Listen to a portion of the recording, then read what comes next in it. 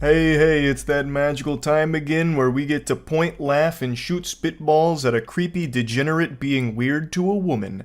So I hope you've done all of your smile exercises because we're gonna be putting a big ol' grin on that face and having a hoot and a holler at this guy's expense. So, silly question, but I'm just curious. I know you don't like coffee, and I know you don't, and I know you eat cereal in the evening. Yeah. And I know you have a son, right? Yeah. And I know you're about early 30s. So Goober approaches this woman who's on the leg press machine and he immediately just starts listing off things he knows about her, which just sounds like some stalker shit.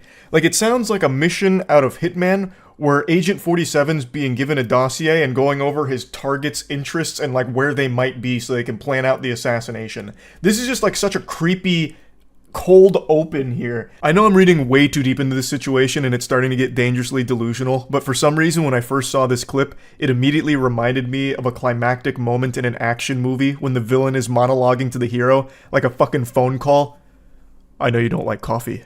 I know you're in your early 30s. I know the FBI is listening to this call right now. I know you have a son. His name is Mark. He attends Biff Gilmore High. Do this task for me. And all the agents listening to this, stay out of it. And nothing has to happen to Mark. It's just a really odd, peculiar play here. This is definitely not a play that John Madden would draw up. To just approach her and start listing off all the things you know about her, it's just weird. I'm assuming she and him have talked before, which is why he knows all this. They probably have, like, small talk. They're probably on friendly terms. I don't think he's been, like, perusing her Facebook trying to digest all of the lore that she publicly posts about herself there. But it's still weird to then come up and just start like spouting it all back to her about everything you know. That's what I've learned so far. Yeah, you know, I don't know. I think you're really cool. I know you have a son. I'll tell you, you know, straight up, like, I kind of sort of married, like, I kind of sort of on my end. You know how everything has an opposite? Wet, dry, light, dark, matter, antimatter? This guy is anti-charisma. He is the exact opposite of Riz. Like, this dude legitimately has less game than someone that is asleep. He is stumbling through whatever he was cooking up in his noodle here, and it is extraordinarily uncomfortable to listen to. It's like the first draft of a book report where there's still a ton of typos and grammatical mistakes and nothing's making sense, it's all scatterbrained. That's what's happening through this whole exchange. And yet he still is able to squeak out that bombshell there that he's actually married while actively hitting on this woman. And you can see the shock and surprise on her face to learn that little nugget of information about this guy. If I had to speculate a guess, I would imagine he's been flirtatious in the past, which is why she's even more surprised by it. So he's just a big scumbag piece of shit here for this. Yeah. Okay. Yeah. That's great. Yeah. But I don't know. There's something about you that's really cool. Like just casual, but I don't know if you would have a pizza with me sometime or something. I'm pretty sure your wife is not a person. Good golly, heavens to Betsy, this guy fucking sucks at talking to women. He is speaking to her like he is still in middle school. He just keeps repeating, I think you're cool, I think you're really cool. Like, I have expected him to just go even harder on that, like, I actually think you're epic. Do you want to come over and see my Fortnite, KD? And then we can grab a pizza. Like, there's nothing wrong with a pizza date, I want to be clear there. But it's just this combination of, you're so cool, let's get pizza. Like, that's what I imagine a 12-year-old thinks romance is like. You're cool, get pizza with me, I'll have my mom order Papa John's. Like, what the fuck? It sounds like he's about to bring up cooties. Like, I don't even care if you have cooties, it's okay. Like, he sounds like a fucking child talking to her through text messages. Like, circle yes if you like me, if you like me. Oh, it's so bad. Honestly, this might be inspirational for someone out there. It doesn't matter how awkward or uncomfortable you are, you could still find a partner. Somehow this guy has a wife. Somehow this complete fucking turbo loser has a wife. And now he's trying to cheat on her. So don't be like this guy, but at least let this be known that you don't have to be the most charismatic person out there or be the most socially adept at speaking to other people to find a partner. So maybe there's a little positive spin there. But anyway, back to spitting and shitting on this goofball. The lady here is being extremely sweet about this whole thing as opposed to just splashing the cold water on him and saying, get the fuck away from me. She is tiptoeing around this, probably because she doesn't want to make a scene out of it. Most women usually try and let someone down in a nice way, because if they don't, it could get dangerous. Like, there's no telling how unhinged this guy is. He's trying to fucking cheat on his wife, and he's being brutally honest about it. He is a weirdo. So it's definitely the smart call to just be like, oh, I don't think your wife would approve of us getting pizza or going to play laser tag or whatever other childish fucking offer you were about to make. Like, her being nice about it is the optimal move, but it also keeps her wrapped up in this conversation, unfortunately. So I feel so fucking bad for her because he continues to press, and he's already interrupted her workout. So I imagine it's just this giant fucking headache, this huge annoyance because this uncomfortable miasma of cringe has approached her and won't leave. Like the storm just will not pass. Yeah. Yeah. So, I'm glad you're up front, but yeah. Yeah. No, that's cool. Yeah, Especially exactly. married, then like, Right, no. That's why I said yeah. that, I wanted to be, but, I won't say unfortunately, because, being married is good. But, sometimes sometimes you meet somebody that just, you haven't met. Bingo. Peekaboo, I see you. I was so curious what this guy looked like. I was freeze framing on every single goddamn pixel of this thing, trying to catch just a glimpse of him here to finally get this Bigfoot photo with him peeking in the top right there. I always get so curious in situations like this. What does the person look like who's conducting themselves this way? I know it's not important, but for me, a mystery like this sometimes just needs a little bit of closure. Anyway, he continues with his speech. I don't want to say unfortunately, because being married's great. I love it. But sometimes need something with a little bit more of a connection. A man like me can't be hunkered down to just one woman. You know what's better than one pussy? My wife's?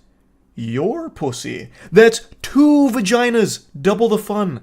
What say you to that? Come get a pizza with me. Yeah, I don't know. Yeah, no, but, like it's, my connection wouldn't be your connection. I'm married. Hopefully it does lose faith in men and humanity, right? Like, it makes us scared women to, like, ever want to get married because we don't know Oh, for if sure. they're out at the gym doing that. You know what I mean? For sure. I mean, I don't blame you. I'm mad at you. At least you're honest, but like... He's going into full car salesman pitch mode right now with the hard sell. My connection's your connection. Buy 2, get 2 free. Come on now. What are you waiting for? The deal's depreciating. Come on. It's, what are you doing? And she is doing her absolute best to be nice here. She is doing everything she can to be, like, sweet in this situation. To try and, like, just get through this as pain-free as possible so she can go back to working out, which is what she went there to do. Like, oh my god, it's so fucking rough. And the guy just keeps going. No, for sure. Oh no, I mean, I wouldn't, like, have not told you, Yeah. Up to this point, I just kind of said hi and let it off, and that's it, and I was, I was like thinking, really, when you think about it, it's unfair even to, like, you also, so, what the hell, what's the point? The way he just blabbers on and gets all jumbled up on each word reminds me of that viral meme of that kid who was doing a line reading but accidentally messed it up. Have you ever had a dream where you could, and you never want, but you could, and you never, but do it so bad? Like that? That is his entire statement to this woman here. Just a bunch of gobbledygook. I mean, probably the best scenario is, and I'm not saying this would ever happen, but, like, seriously, if you knew my wife and, you know what I mean, like, we were all friends, that's different. Yeah. But and you actually would like her. She's very nice. Yeah. You'll probably meet her sometime, actually. She hasn't been, but she does come sometimes. So when we're here and I see you, I'll introduce you. That's where our adventure ends. And man, what a journey it was, huh? I don't know where to begin with that closing statement. If only you knew my wife and we were all friends, that's different. You'll probably meet my wife at some point. You'll fucking love her. I mean, she's great. You'll love her. In fact, my wife would actually love if I cheated on her with you, and that can happen after you meet her. I'll just introduce you next time that she's here, and we can talk about how I was trying to cheat on her by taking you on dates. And I think we'll all have a good laugh about it. We'll all become great friends, and then it's all smooth sailing. Just a fucking weirdo, loser, degenerate creep. Pretty impressive one here. So, yep, just wanted to talk about this a little bit. That's about it. See ya. If you grew up during the 90s or the early 2000s, there's an extremely high chance that you watched some of Dan Schneider's shows. It was like impossible to avoid him. It'd be like trying to dodge raindrops during a thunderstorm. Dan Schneider during this period was the king of children's television programs. He made some of the most influential productions like Drake and Josh, The Amanda Show, iCarly. His resume is just stacked with tons of shows that I imagine meant a lot to many of you growing up. And make no mistake, you meant a lot to the creator of these shows as well. Well, not so much you, but your feet certainly did. The creator of these shows is a monstrous foot fetishist, Dan Get in the Van Schneider. He is a vile, creepy, disgusting human being, and this has been known for years. However, a new docuseries just dropped really diving into this subject matter and putting a spotlight on it in a way that hasn't previously been explored. It's called Quiet on Set. Now, if you don't know what Dan looks like, here's a nice picture of him here. He looks like he was made in the Dragon's Dogma 2 character creator. And Dan Schneider has become the face of Quiet on Set. However, it actually explores more than that. It's like a whole deep look at all of the horrible things that were going on during these Nickelodeon productions. It's more than just Dan, but he obviously plays a central role here because he made these shows. He was the head honcho of most of this, and he was well aware of some of these terrible and downright criminal things that were going on behind the scenes on some of these shows. And the reason I mention the foot fetishism off rip here is because that was one of the first things that people really caught on to in the public eye. After Dan's glory days at Nickelodeon, people started to pick up on how odd it was that a lot of these children's shows had an emphasis on feet. Pretty frequently, it was a common thread throughout a lot of these shows, like feet humor and having these child actors and actresses displaying their feet. And in 2013, one of the shows Dan worked on, Sam and Cat, actually ran a competition where kids were supposed to submit pictures of their feet to them.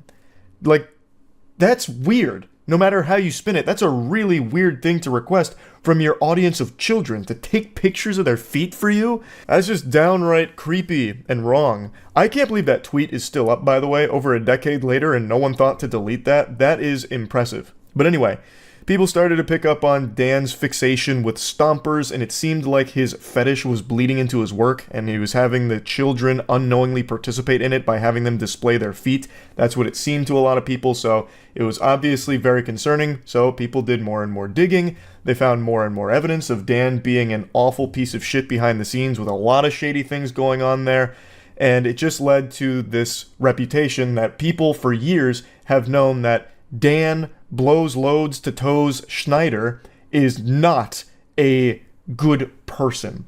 And now Quiet on the Set has released, and so much information has come out, not just about Dan, but about that entire Nickelodeon workplace around these child stars. Arguably the largest piece of new information that dropped during this docuseries was the sexual abuse of Drake Bell by someone named Brian Peck.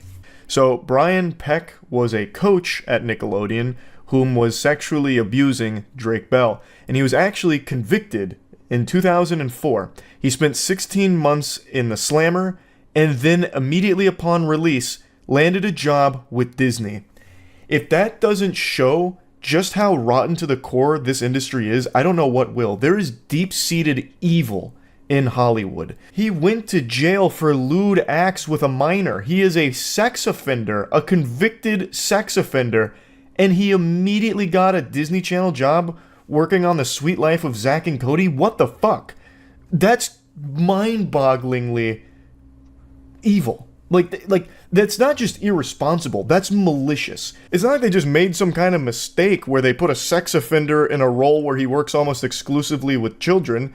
It's not like they made a whoopsie-daisy, they just happened to overlook that he's a sex offender. They knew. They would have to know, and they still hired him for that role regardless. That's scary. That's terrifying. They're actively enabling a fucking sex offender to potentially prey on more children. Drake also described that when he went into court, Brian Peck had the support of some very powerful and familiar faces.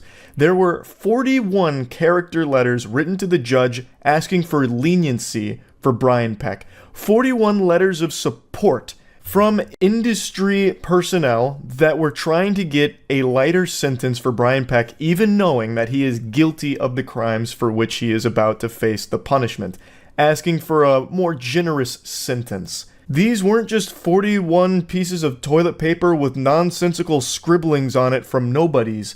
These were 41 character letters that were submitted by industry personnel, some of whom were high up on the food chain, so these things carried weight, and they're advocating for someone who is guilty of sexually abusing a child. Holy shit. They just viewed it as not a big deal, I guess. Listen, Judge, I understand Brian Peck diddled a child. Who at Nickelodeon hasn't? Are you really gonna throw him away or put him away and throw away the key for that? What about season 3 of Drake and Josh? What actually matters here? Let's think about that. Like, this is crazy to me. It almost stops being surprising learning that Brian Peck landed a job at Disney right after his 16 months in prison for this crime, because it seems like that entire industry just does not give a fuck about the safety of kids to begin with. So like I said, Quiet on Set isn't just about Dan Schneider and all of the awful things that he has done. It's about how awful that entire industry itself is. But once again, Dan Schneider does still play a large role in this docuseries, highlighting the bad workplace and environment that he would cultivate, the weird shit that would go on in like the writer's room and the way he'd treat some people, just a whole plethora of different bad stuff. And in response to all of this, Dan Schneider himself actually stepped out from the shadows, leaving his little gopher's hidey hole and addressing it head on in one of the most painfully scripted and staged apology video interviews I've ever seen. Hey, it's Boogie. I played T-Bo on Nickelodeon's iCarly. I got a chance to watch the Quiet on Set program, and I reached out to Dan to see if it was something that he'd be willing to discuss. I'm pleased to say that he said yes. Dan, how are you? I'm okay. The interview is not conducted by a professional. It's conducted by a former actor in one of Dan Schneider's shows, and he is not equipped to handle something like this.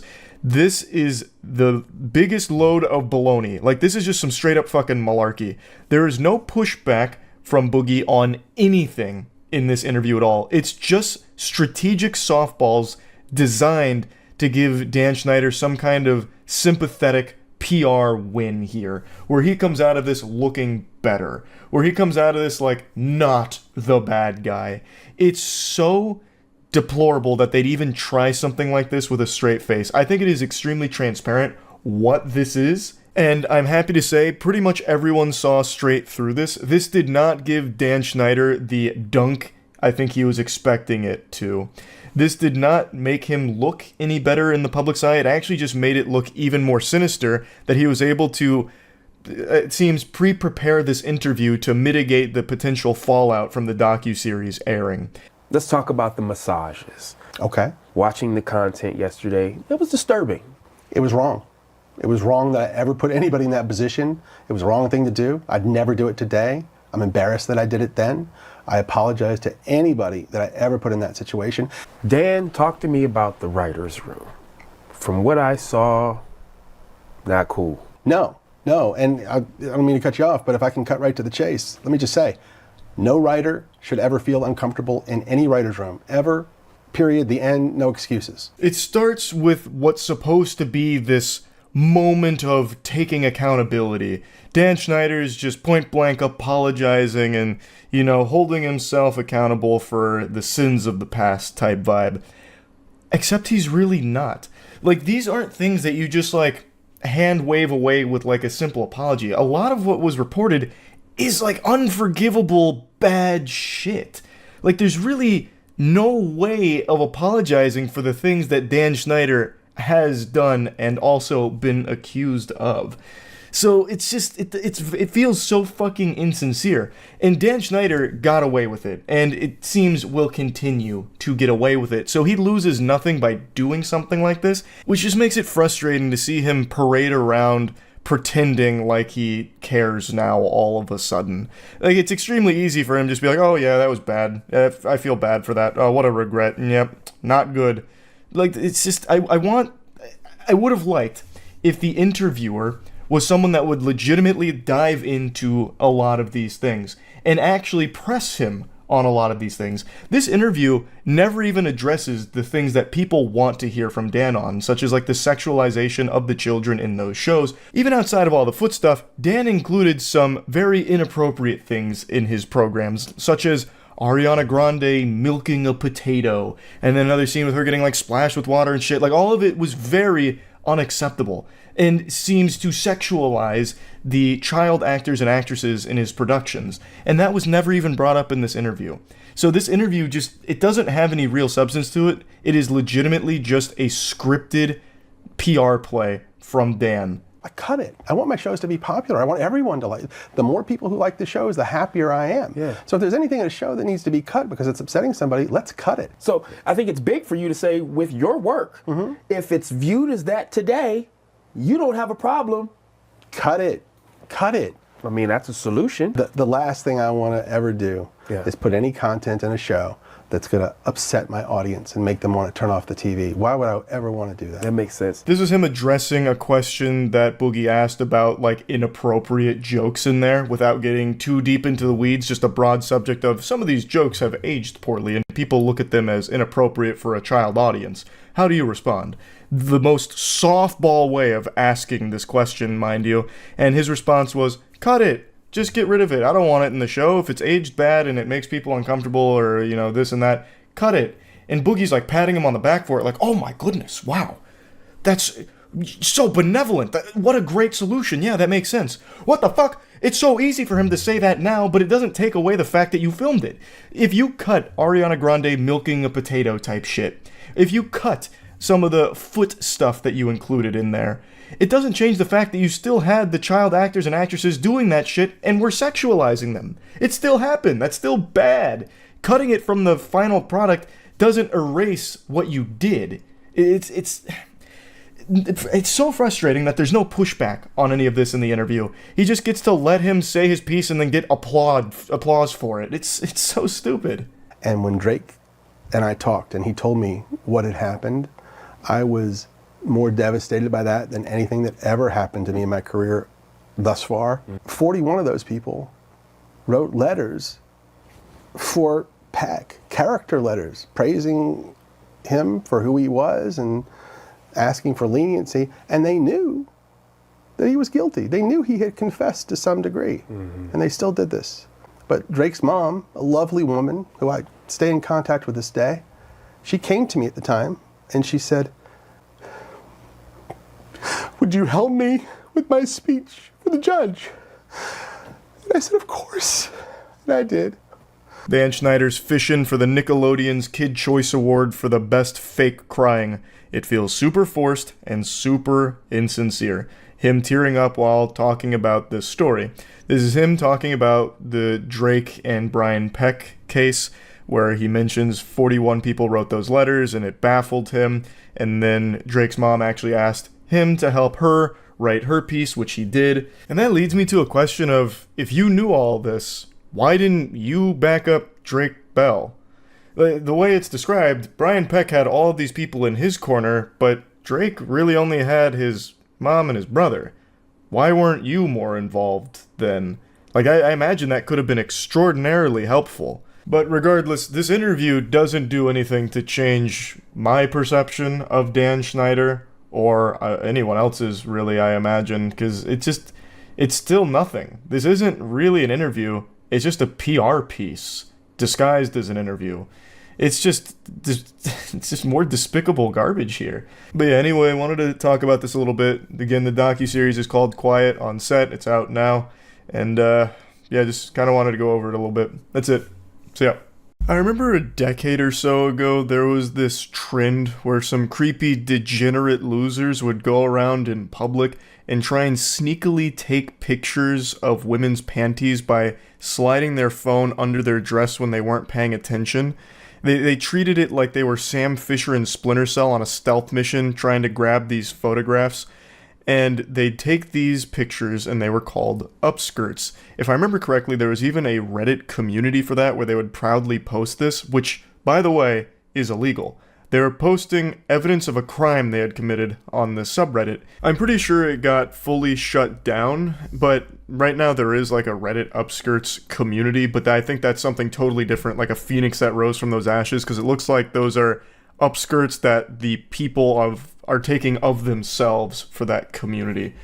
But I do remember that there was a huge controversy about that a long time ago, and then pretty much overnight, it disappeared. Just like Godzilla after a big rampage, it just vanished.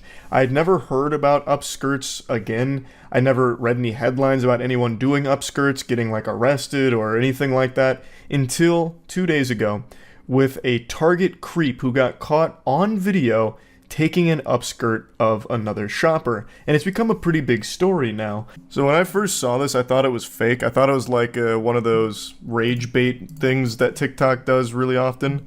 Because it really looks, it's so over the top, like I really thought it was staged to be like a lesson, like don't be a peeping Tom, don't be like this guy. But it turns out this is all super real. So he's now facing felony charges for this, obviously. I don't know why there's a watermark here though. Excuse me, what are you doing? No, I just saw you put that underneath her dress. Absolutely you did. No, ma'am, I really wasn't. You absolutely did. Ma'am, I really wasn't. So, like, he looks pretty much right at her while she's filming, and he puts his phone under her dress. So I really thought it was like, oh, this is a skit. This is fake. But no, this guy is just that much of a brazen pervert. Degenerate. It's actually real.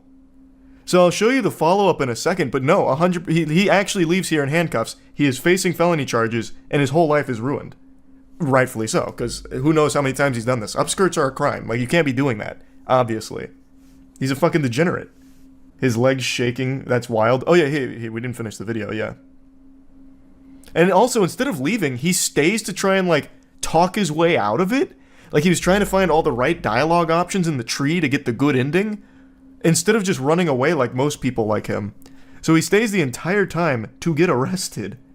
I really promise I wasn't trying to do anything inappropriate. I wasn't. I really wasn't. I'm not like that. Obviously you are. I literally have it on video. But ma'am, I'm not. I really am not. Like, I know it might have seemed that way in like the video. No, okay, listen to me. Yes, ma'am. We're gonna wait for them to get here. Yes, ma'am. Okay. Like, I was just trying to look Nope. at books.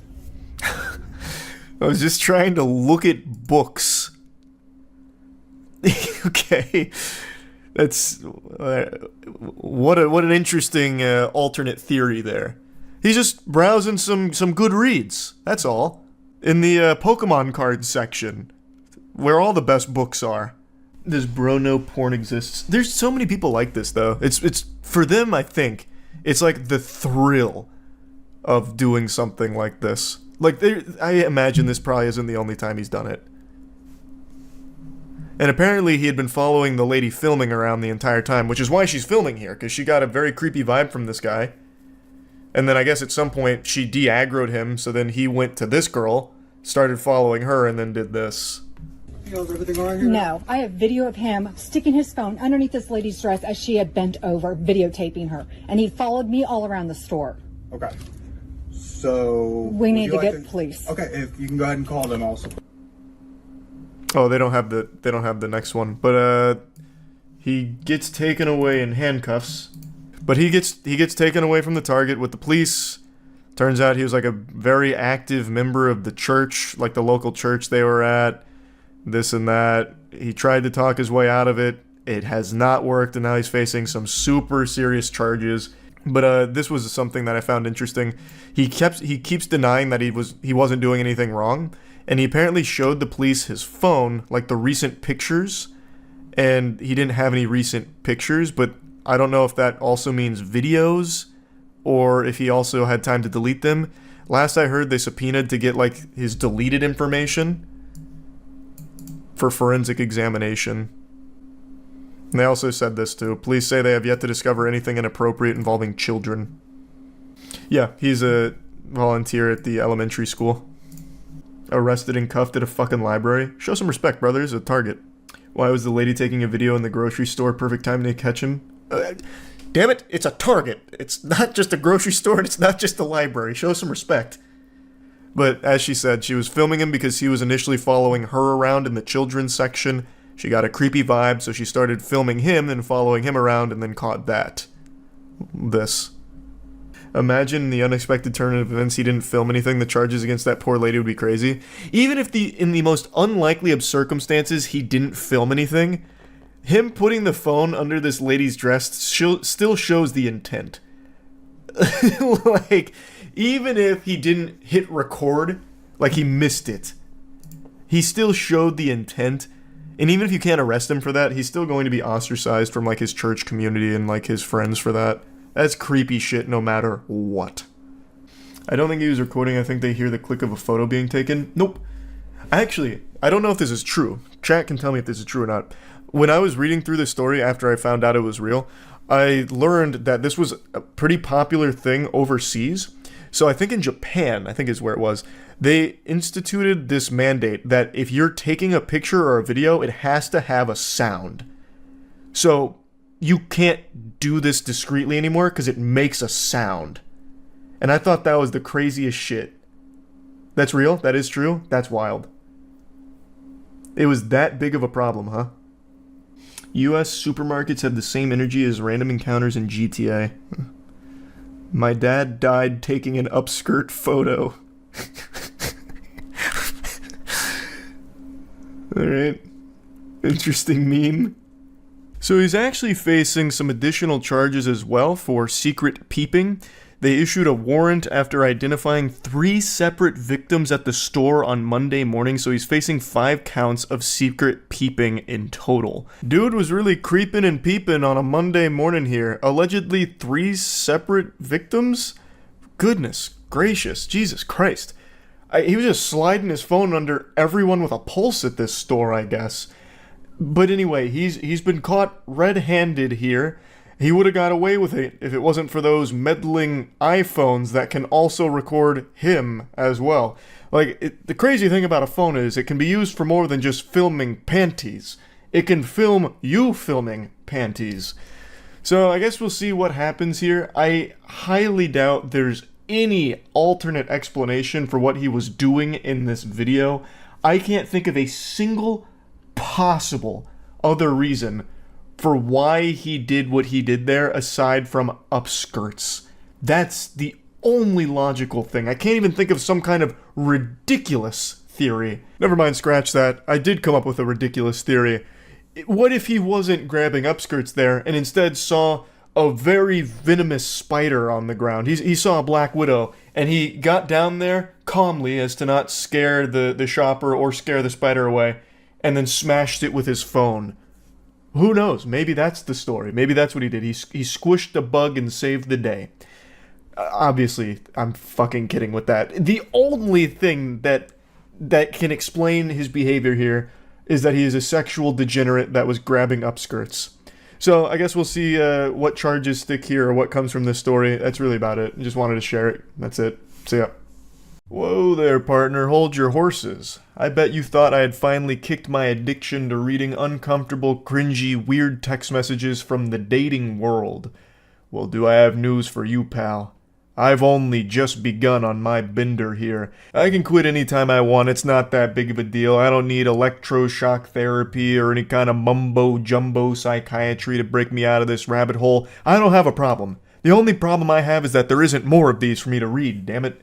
So anyway, let's begin. This morning, I hopped on and read 2 different stories here from relationships that fell apart in the most tragic and confusing of ways. So let's just dive right in. So we're reading from the perspective of the girlfriend in this relationship, and she's communicating with her boyfriend. They were coming up on their 3-year anniversary, but after this exchange, it all went right down the shitter. So it begins. Well, we're fucked. Pork chops went bad. My mom was getting ready to fry them and there was mold. To which the boyfriend just hits her with an okay. So she apologizes saying, I'm sorry, she's just gonna send me to get chicken alone because I already made mac. She's referring to mac and cheese for those of you that don't understand the nomenclature there. Now, I think it's very important as we go through this first story that you know the ages of those involved. It's 25 and 27. The reason why I think that's important is because as we go through this story, I imagine most of you will assume that these are children, like literally 13 and 14-year-olds. But that's just not the reality of it. This guy is about to throw away a 3-year relationship and have a biblical meltdown over not getting some fucking pork chops. He continues giving her the ice treatment here, so he just goes, okay, no good. Actually speaking like a Neanderthal. She says, the pork chops were bad, we didn't know, I'm sorry, I tried to make you food. He just once again says, okay. She says, sorry again, he just says, cool.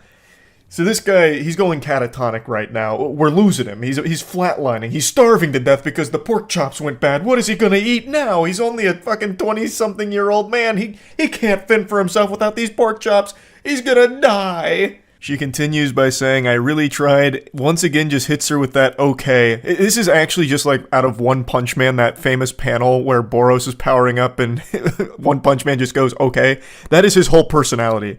So he just goes, okay. And he says, you left? Yeah, she sent me to get chicken. He says, okay again, to which she just says, well, okay. She continues to profusely apologize for this whole situation here, as if she did something wrong, even though she didn't. The pork chops just went bad. I don't know what he expects from her, to like sorcery away all of the mold or whatever on them, or somehow conjure up brand new pork chops from her ass, which is something she also mentioned in the comments, like, I don't know what he wanted from me. Like, she even went to get other food that he could consume. Chicken, mac and cheese, there were other options besides the pork chops, but his mind is set on one thing. Pork chops. He only has room in his noodle for one thought, and right now that thought is pork chops. So now that he realizes he's not getting them, he's about to go berserk over this whole situation here. Cool, you got to eat. I didn't for waiting on you. Good night. Okay, good night. I love you too. No, bro. Good night. I could have ate, but I waited on you, of course. You could have just eaten regardless. So the poster here, she went into detail about all of the context around this. So apparently he had said he was going to go get food, and she mentioned that she was making pork chops with her mom later. So he said, oh, okay, well then I'll just eat the pork chops with you and your mom and I won't get food. To which she replied saying, no, you can still get food and you're also welcome to have these pork chops. But being the noble chivalrous man that he is, he put down the food that he was going to purchase and instead was going to eat these pork chops, which didn't end up happening. And when he didn't get served his pork chops on a golden platter, he just refused to eat, crossed his arms, kicking his legs in his high chair. Well, then I'm just going to starve. So even though she had other food he could eat, the chicken, the mac and cheese, he just didn't. And then also didn't feed himself at any point throughout the rest of the night, I guess because he was still so fuming with steam coming out of his ears. And also, according to her in the comments, the reason he didn't eat the chicken and mac and cheese is because he only likes his chicken prepared in the most simple way ever. So he didn't like the way the chicken was prepared, and he also doesn't like mac and cheese, which is already giving me red flags. I don't know anyone that doesn't like mac and cheese in some capacity. That's making him seem already off his gourd, just from that simple fact alone. But yeah, he refuses to eat for the rest of the night, all because he couldn't have those pork chops. She says, I tried to cook, I didn't know they were bad, I couldn't have known until they defrosted. I don't care, bro, I shouldn't have waited. They made food, but I had to wait on you. Some bullshit. Good night. Oh my god, this insufferable, whiny asshole.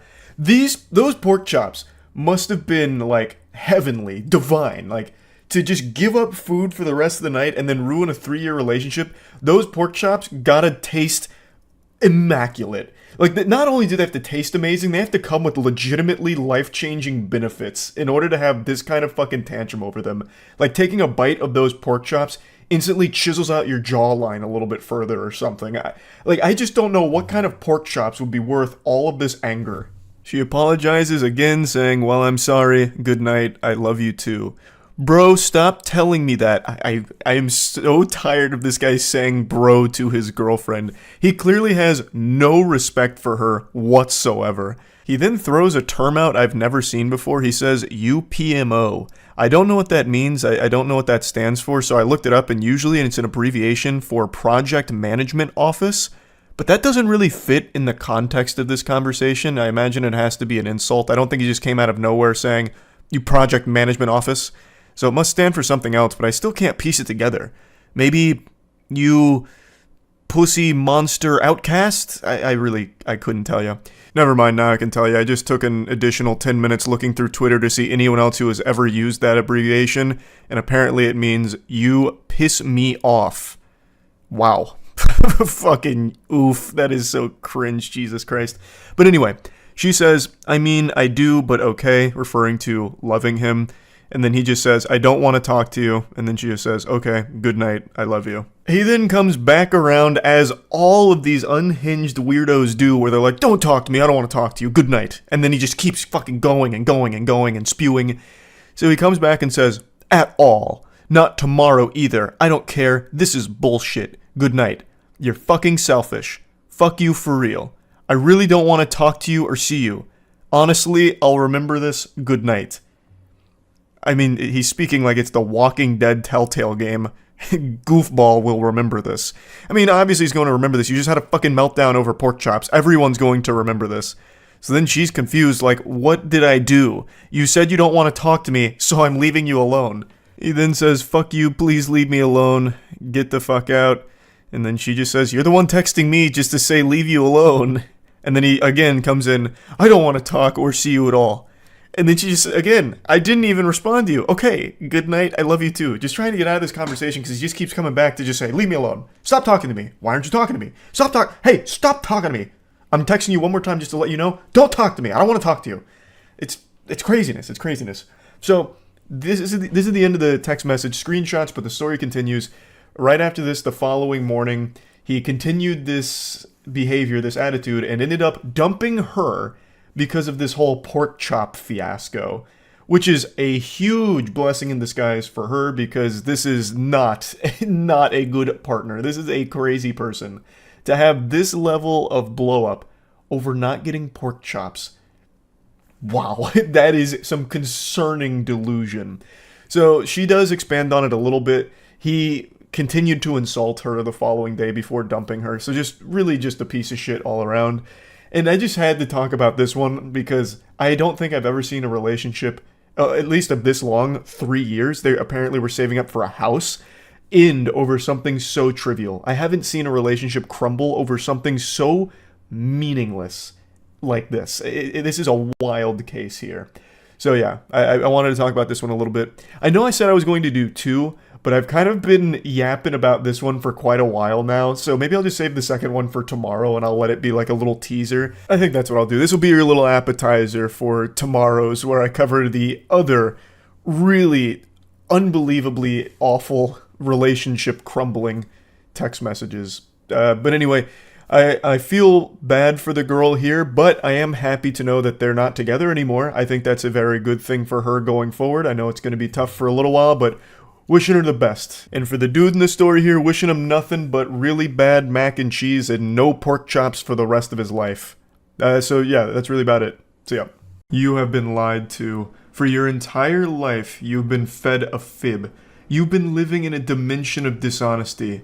And I'm here to be the schoolyard bully who drags you back into reality, kicking, screaming, and coming. Pickup lines don't work. It's like the tooth fairy. They're not real. They're not effective. They're just weird. I know, that's a tough pill to swallow, but I'm giving you the cold shower you need right now. Is confidence important? Absolutely. No one wants to date some sad sack of shit. But it's not the only thing that matters. Which leads me to what I'd like to show you today. On TikTok, a lot of people have conflated confidence with pickup lines, and there's one man in particular I'd like to show you that I think is the perfect case study for why this is a bad thing. Pickup lines will never work for the majority of people in the world. Unless you are an actual chiseled Greek god, a pickup line is only going to serve to make you look creepy and dry up every vagina within a 5-mile radius. It's just a cringy, gross thing. Pickup lines only work in YouTube prank videos where it's all rehearsed and fake. But a lot of people don't seem to know that, so a guy on TikTok has been using pickup lines pretty much every day for the last month on strangers out in public, hoping to get their numbers or go on dates, and he's been rejected at least like 100 times now on camera, it feels like, in only a month, so he's setting a real world record here. Excuse me. Hi, I got you Pop-Tarts for looking so beautiful. What's your name? I have a boyfriend. You do? Yeah. What's your name though? I don't. Oh, okay. Well, I just wanted to say you're pretty, okay? Thank you. You like my Pop-Tart line, though? Thank you. It was good? Huh? My Pop-Tart pickle line, was it good? Sure. Yeah. I ate Pop-Tart. Oh, you don't eat Pop-Tart? No, I don't. Okay, have a good day. I wasn't even in the shopping center at this time, but I honestly felt like I needed a shower just from even seeing the video. It's just so uncomfortable. You could tell the girl really just was dreading every second of that interaction. It only lasted about 35 seconds, but I bet it felt like an entire 24 hours worth of misery for her. And for him, too. Like, this is a guy that, you know, if nothing else can be said about him, he doesn't stay past the rejection. There's a lot of pickup artists that always say, don't take no for an answer, as if they're like some kind of business student at a shitty university who gets the worst advice ever. You know, if you get rejected, you just keep pushing and pushing and pushing until you end up on the sex offenders registry. At least this guy, every time he gets rejected, he throws his hands up and he's like, oh, okay, then I'm done here. Then he says, thanks for your time, and then wishes them a nice day. Honestly, he's just like kind of a trick-or-treater, like, hey, thanks for, the candy. I'm going home now. So that's great, and it shows me he has some level of self-awareness, but it's still some turbo creepy shit here, because he walks up phone in hand, recording them, and for some reason he always has the light on his phone. It was mentioned in like 4 of his TikToks, like, hey, are you recording? Why is the light on? And then he just denies it, like, no, I'm not recording, just lying about it. But yeah, so he comes up recording them, and then delivers some of the worst lines of all time. He calls this one the Pop-Tart pickup line, but it's not really like a classic pickup line. This is rather unorthodox, I suppose. All he did is approach her with a box of Pop-Tarts and said, I got you this for being hot, and then gets rejected. Excuse me. Sorry, this is awkward, but I just had to say you're very pretty. Thank you. Yeah, alright. This was the rejection that started it all for this man. This was patient 0. The first time he went out in public and told a girl she was pretty. Came on pretty aggressive. She said thanks and then walked away. He walked away. You know, that's where that story ends. Not exactly a fairy tale ending. They didn't get married in the end or anything. But for some reason, this started it for him. This was enough to get him interested in continuing to pursue this as his main source of content. Excuse me. Sorry, this is awkward, but you're very pretty. Oh, thank you. What's your name? Oh, I'm Jasmine. Jasmine? I'm Nigel. Oh, Jasmine, like the flower, huh? Yeah. Well, you do look like a flower. Oh, thank you. I'm just kidding. What are you up to? My man panicked right there and hit her with the just kidding. That was the real-time equivalent of the classic, hey, girl, you're super hot, I want to fuck. And then 5 minutes later with no response. LOL, sorry, just kidding, that was my friend, that was on my phone, not me, I didn't type that, how are you? Like, you can't just throw that out there and then immediately backpedal like that. He just bailed instantly. Excuse me. Hey, I was just leaving the store. I had to tell you look so pretty. Thank you so much. What's your name? Sherry. What are you up to, Sarah? Buying a charger. Oh, buying a charger? What'd you do? Did you break your charger or what? Losing them. You're losing them? Yeah, what store did you see me in? Are you recording right now? Oh, no, I'm not recording. It's just the light. It's Ray-Bans. It blinks when it sees cute girls. You're funny. I really thought my man was about to run out of this store Looney Tunes style after getting caught red-handed recording. That's usually what's the creepiest part about these kind of interactions is they film themselves, like blatantly filming themselves recording the whole interaction. I don't know how they don't get called out more often for it, but it's super weird every time. But yeah, this was one of his more brave ones, just right in the middle of the store as she's trying to check out. You're pretty. Why are you buying a charger? No, I'm not recording. Yes, I have an erection. So what? Excuse me. Hi, I'm sorry. I just had to tell you look so pretty. Oh. What's your name? Me. Nee, what are you up to, Nee? I like that. What is that? I don't know. What's it called? Trying to get you tattooed on my arm. I'm just playing. How's your day going? Good. Yours? Yeah, you don't get approached a lot? You look nervous. Am I making you nervous? No. I did, but I just kept walking. You got scared, huh? No. No? This one's pretty fucking rough. I can only imagine how scary it would be to just have some random goofball sprinting up behind you and you can hear him coming too. He's really fee-fi-fo-fumming his way behind her, shouting, excuse me, and then you turn around and it's a guy recording and says you're pretty. That shit's just gotta be painful. Like dipping your nutsack in like piping hot boiling water. Like it just can't be an enjoyable experience. And even he recognizes that, where he's like, oh, you look nervous. You were probably scared. Did I make you scared? I'm sorry. You were scared and nervous. Like he can even rationalize somewhere deep inside of him, like, yep, this was pretty psychopathic shit. I probably did scare her. Excuse me. Sorry. This is awkward, but I love your outfit. Oh, thank you. What's your name? I'm actually in a hurry. Oh, you're in a hurry? Yeah. Well, can I grab your number real fast, you think? I do have a boyfriend. You do? Oh, you're very pretty, by the way. Take it as a compliment, okay? Yeah. This one was pretty cool because he performed it in front of an audience here. That guy in the back is very well aware of what's going on here, and he's got front row seats to the cringe Super Bowl happening in front of him. And you can see even he's cracking a smile from time to time after how uncomfortable this whole interaction is. Excuse me. Excuse me. Oh my god, you're so pretty. Thank you. What's your name? Lauren. What are you up to, Lauren? Nothing much. Yeah? What you looking for? Close. I'm looking for your number. I have a boyfriend. You do? Alright then. Well, you're pretty, okay? I swear to God, this guy has heard the word boyfriend more than he's ever heard his own name. Every time he walks up to a woman within 3 or 4 sentences, he's able to get them to say, I have a boyfriend, or sorry, I have a boyfriend.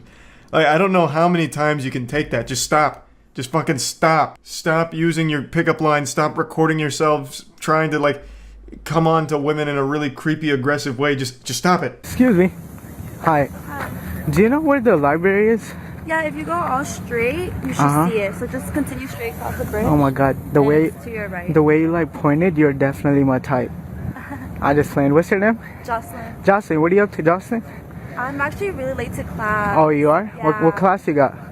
Nutrition. Nutrition. Oh, I love that class. Okay, have a good day. Okay, thank you. Well, I mean, you know, he tried. There was an attempt there. You know, the way you just pointed out the library makes you the girl of my dreams. You're definitely my type. Regular old Casanova. I have no doubt shortly after filming, the girl ran back and jumped into his arms. So, which was the library? Sorry, I'm new here. The library? Yeah. Just walk straight like down. It's literally like, just walk straight and then it's like that big building right there. Okay, you go here, yeah? Yeah. Oh, okay. What's your name? Mine? Yeah. Lauren. I'm probably gonna walk by the library right now. Oh yeah? You wanna walk me? Yeah. Sure. You're attractive. Thank you. What's your Unfortunately, in this one, he managed to run into an extremely nice person who was kind enough to invite him to follow her to the library because she thought he needed help getting there. And immediately upon receiving the invitation, he accepts it and gets super fucking weird about it. This will probably be the last time she offers to help a stranger find the library or anything of that nature. It goes on and on and on for like 30, 40 more videos maybe, I don't know, so many. And he's still going to this day. I think his most recent one was only like 4 or 5 days old as of right now, me making this video. So yeah, I just wanted to show this and let you know, pickup lines very rarely work, and going up to random women in public and being super creepy will never work. It's bad. That's about it.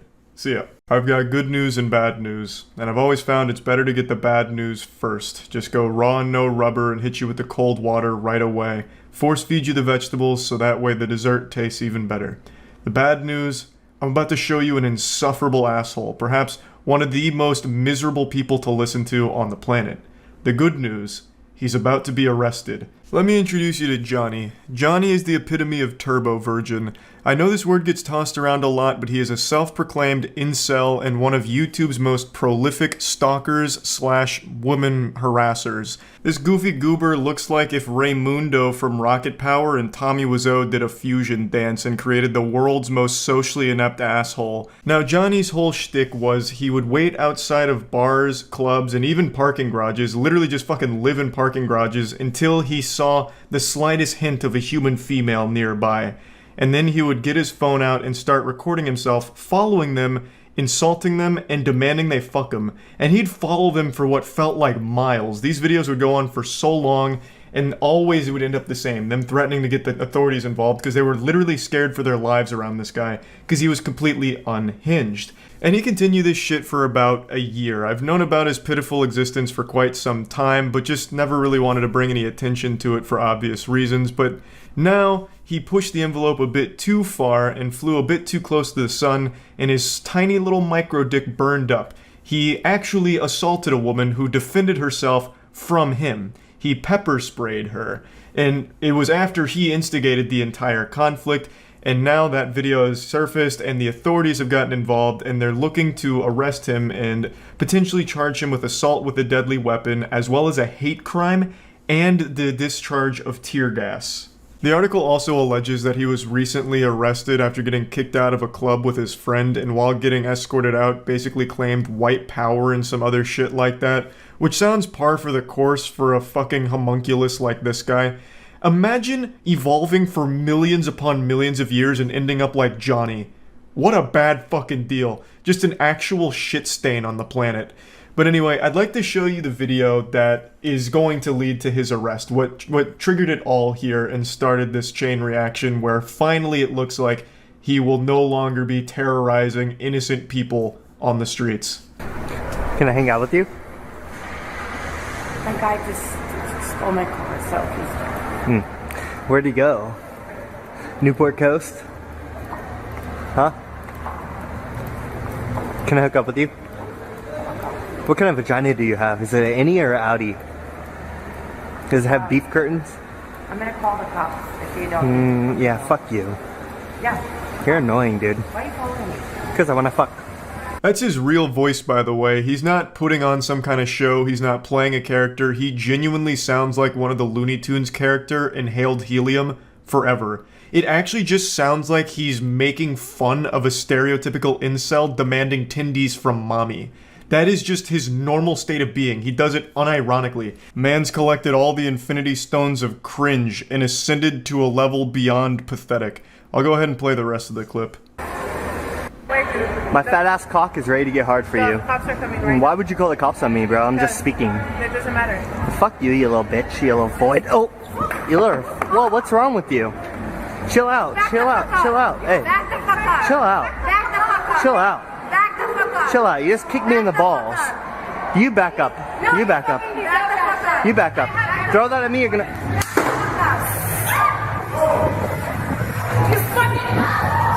It's an absolute shame that he didn't lose his footing and fall down the stairs in front of him. I've never prayed so hard for shoelaces to malfunction in my life. So yeah, the guy's obviously a coward. He carries pepper spray because he'll push people to the absolute edge, and when they finally do, like, defend themselves, he'll just pepper spray them. Now, of course, there's almost zero people in the world that like this guy and can stand to be around him. I imagine even his own parents drink themselves into a dreamless slumber every single night, just regretting the day that they conceived this failure. But I did see on Twitter a couple of people blame the woman here, saying she assaulted him first. Now, of course, Twitter is just this disgusting cum dumpster of the most brain-rotted clowns imaginable, but I did want to at least talk about it. There's such a drastic difference between throwing a shoe after being verbally harassed for however many minutes before filming, because he was doing this even before he started filming. This is only a piece of the video. To be harassed that long and then just respond by throwing a shoe is completely different than getting fucking pepper sprayed. It just can't even be compared. That's like if a kid shot a spitball at you and you responded by hitting them with a sledgehammer. Pepper spray is hardcore. It's a legitimately painful experience from everyone I've ever known to be pepper sprayed. They have said it's the most painful thing they've ever experienced. Luckily, I haven't been pepper sprayed, but I know from what I've seen and the people that I know that it is something that isn't just laughed off or something trivial. So it's just not even in the same ballpark. And she did it in what I consider to be self-defense. This was like 3 a.m., the witching hour, don't summon Freddy Fazbear at 3 a.m. kind of shit. Like, this is haunted. This guy is hanging out at a parking garage in the middle of the night, being fucking creepy and weird, saying things like my hard cock is ready for you and shit like that. You don't know what he's gonna do. That is a dangerous person. So to like get him away from you and throw a shoe, I think is like an appropriate response. And especially because he already proved you can't just walk away from the confrontation, because he had just previously followed a woman all the way to her car who was panicking, making up a story about having her car stolen and visibly uncomfortable and worried for her own fucking life. So her trying to scare him away like a pigeon on the beach was really like the only thing she could do to like diffuse the situation and make him stop. And then he responded by ruining his life with the pepper spray, because now he'll be arrested for it, and I cannot fucking wait. I think that is extremely exciting news that this guy is finally going to face some serious repercussions for this shit, because it's been going on for quite some time. He has a long history of doing this shit without remorse, and this is beyond deserved. I'd like to show you just one more clip that survived when his channel got nuked. This is just another example of the kind of shit that he would do on a regular basis. Hey, are you single? I'm sorry, what? Are you single? Yeah, I am. Oh, you think I'm hot? Oh, I didn't say that. You don't think I'm hot? I can't even see you without my glasses. Oh, really? Do you live here? I don't even know here. Do you want to hang out? Probably not right now because I'm not even. What are you going to do later? Sleep? Can I come sleep with you? You don't want a massage? No, I'm good. Luckily, she eventually escapes from the 7th circle of hell there, but this was his content. This is all he would do. He would just wait to find women pretty much anywhere, really, and make them as scared and uncomfortable as possible and film it. That was his entire existence. That was his whole purpose. And now it's finally over. Can finally breathe a nice sigh of relief. You won't accidentally see this man sitting on a fucking park bench somewhere and ruining your day. So I just wanted to share the both bad and good news here. And yeah, that's about it. So yeah. Have you ever watched something, seen it with your own peepers, and then were still told that what you saw isn't real? That's not true? And I'm not talking like a magic trick where you're talking about like, wow, I watched a magician make a toothpick vanish from his thumb. I couldn't believe it. Like, I'm not talking about something like that where there's wiggle room where it was an illusion or something, or swamp gas reflecting off of a blimp or something to explain alien UFOs or whatever. Like, I'm not talking anything like, you know, messy. I'm talking about when you witness something that is so clear-cut that there's no further context or anything that could change the understanding of what happened, and yet there's still people that are defending it as, nope, that's a lie. Because this deplorable lunacy is unfolding right now. The FIFA World Cup Women's Championship just concluded, and during the awards given out to the winners, the Royal Spanish Football Federation president Luis Rubiales grabbed one of the players' heads and gave the wettest, most sloppy, disgusting, revolting, unwanted kiss that's ever been televised. And it is, you can see the whole thing. It's a 5-second clip. All of it fits in 5 seconds. Every bit of context and everything, and you can see the kiss. It's clear as day. It's 4K footage. You know, this is the FIFA World Cup, so it's also probably got 360-degree coverage. You could probably watch this from 60,000 different angles. And yet, Luis Rubiales and his team of defense drones, fucking soulless husks, vampires that represent him, are claiming that it's actually all a lie. This is all just a bunch of baloney. This hoo-ha, this hooey, this nothing burger. This is a load of horseradish. Luis Rubiales is completely innocent. He did nothing wrong, and the truth will come out. The woman that he unconsensually kissed is named Ginny Hermoso, and she did speak about this. She said, "I did not like this incident. I felt vulnerable and a victim of an impulse-driven, sexist, out-of-place act without any consent on my part." And in response to that, the Royal Spanish Football Federation has stood by Luis Rubiales and apparently has even threatened legal action against Hermoso and others, which is a fucking unbelievably evil action to take. She was just up there collecting her award for being on the winning team of one of the biggest events you can imagine. And then out of nowhere, like a jump scare, this Cronenbergian horrifying freakazoid grabs her by the skull like Omni-Man about to crush Speedster's head in the first episode of Invincible, and then he just kisses her out of fucking nowhere. It's gross. Like, that is just a disgusting action to take. There's not really a defense to it. And yet, now she's being attacked, not only by Luis Rubiales and everyone that's defending him on the upper echelon of those elite weirdos, but also just a bunch of other people have come to his defense, like, it's not a big deal, what? It's just kissing her on the lips without her consent, who cares? I mean, that's fine. He was happy, she was happy, everyone was happy. It's a celebration, don't be so uptight. Don't be such a prude. Which I think is some delusional, alarming thought processes going on with that if you're trying to justify this action. No matter how excited you are, you can't just start kissing people without their consent and without warning. It's not a good thing. There's no justification for it. Period.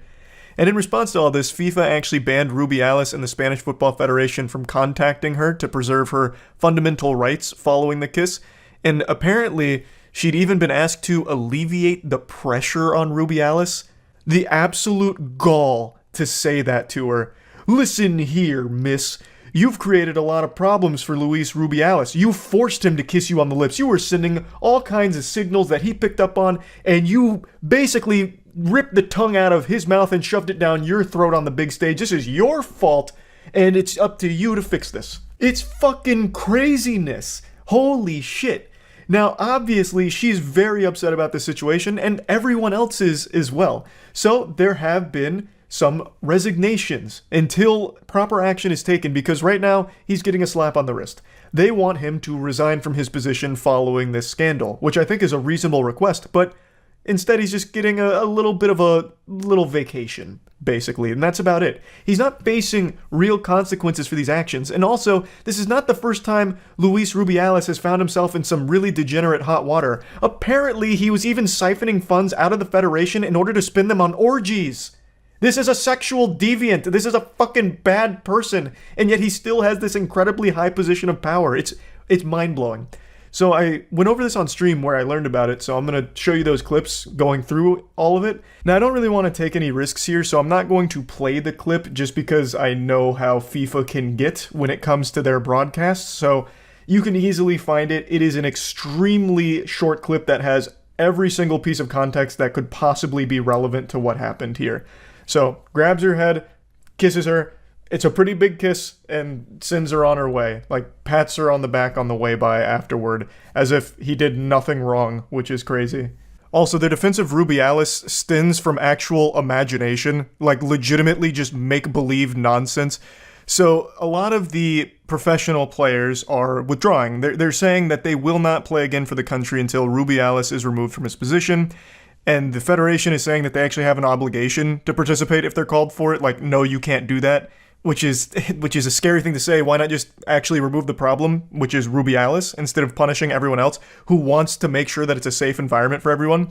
But anyway, their evidence is that there was a deleted statement from Hermoso who said that she was totally okay with it. And Rubiales gave a speech saying several times that he would not stand down and called it unjust campaigns and fake feminism. He called the kiss, which took place after Hermoso collected her winner's medal, mutual, and described the conversation in which he asked the athlete for a small peck and she consented. If you watch the clip, this is not a small peck, I don't think, by any stretch of the imagination. But anyway, she still came out and said, like, no, that is also just not true. She said that at no time did the conversation to which Mr. Luis Rubiales refers to in his address take place, and above all else, was his kiss ever consensual. She felt vulnerable and was not respected. So this is all just actual nonsense here from Rubiales and his team, it seems. I also don't know when this conversation would have even taken place. Like, how would they have even had a conversation about, hey, when you get on stage, let me grab your face and fucking kiss it, right? Like, when would that conversation have even happened before this moment? Like, it doesn't really add up. That's not making any sense. Spain's soccer chief, Luis Rubiales, is temporarily suspended after World Cup kiss. FIFA on Saturday suspended the head of Spain's soccer federation, Luis Rubiales, following allegations that he forcibly kissed a player during the Women's World Cup medal ceremony. This doesn't look like an allegation. that immediately looks like a kiss. I understand you have to say allegation as a publication, but I mean, he blatantly grabs her head and then kisses her. The way he grabs her head, too, is so aggressive. He looks like one of those bodybuilders doing a feat of strength where they blow up a watermelon in their hands. Jesus. It was an unacceptable gesture, and Mr. Rubiales' apologies are not enough. They are not even suitable. Therefore, he must continue taking steps to clarify what we saw. We continue to ask for the resignation of the man who has harassed and assaulted a woman. His excuses are useless. This person must resign. Yeah, agreed. This guy seems like a fucking weirdo. Dangerous weirdo.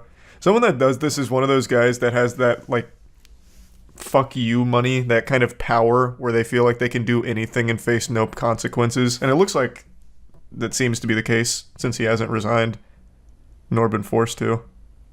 I have to apologize. There's no other option, right? And furthermore, learn from this and understand that when you're the president of an institution as important as this federation, you have to be more careful, especially in ceremonies. Rubiales has previously called those criticizing him idiots. What do you mean I can't kiss any woman I want without any level of consent or anything? What kind of world are we living in? Fucking woke mind virus? Can't grab a woman's head and fucking kiss her? Unbelievable. It was a mutual gesture that was totally spontaneous, prompted by the huge joy of winning a World Cup. The Prezi and I have a great relationship. His behavior with all of us has always been 10 out of 10, and this was a natural gesture of affection and gratitude. So is this the actual woman saying this? But didn't she also up here say that she didn't like it? In a live stream of the team celebrating their locker room after the game, Hermoso says, "I didn't like it." As she has apparently shown a video or photo of the kiss, she says, "What do I do? Look at me. Look at me." So why is she saying this down here? Relvo reports that Hermoso did not actually write or say that statement. Source, I fucking made it up. No, she said she loved it. In fact, she said she wants to start dating the president. This is how they're announcing their marriage.